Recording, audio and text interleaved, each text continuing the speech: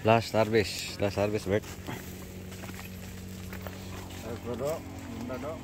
28 blessings. Napagyapon. Thank you Lord.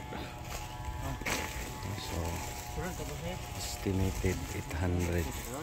Wala pa may bukag. Kuha lang kasi. Pili lang ka. Pareha nila lang ka. Pili. Sulod. Segunda. 28 blessings. Thank you Lord. Update. Wala na. Luya na. Lain na lang. Yan ang kilid.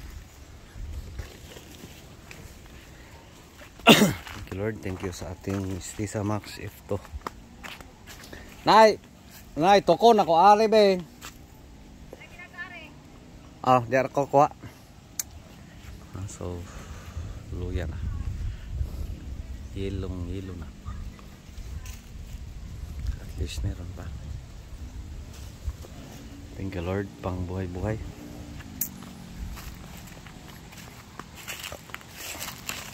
Pang kunti-kunti. So, last nating harvest, Hindi tayo nag-harvest sa Tuesday. In short, pag ganitong edad, mahirap na kasi mabagal na lumaki. Kasi pangit na yung dahon. At least meron pang survive. Konti-konti. Sa atin is at least meron tayong pang galaw-galaw.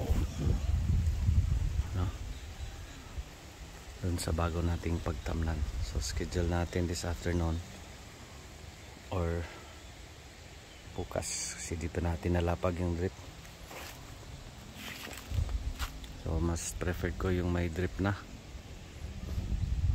Kaplastada na yung drip setup. Naka-setup na.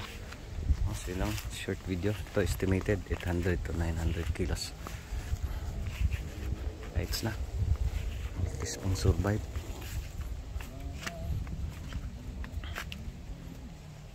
God bless everyone. Thank you Lord.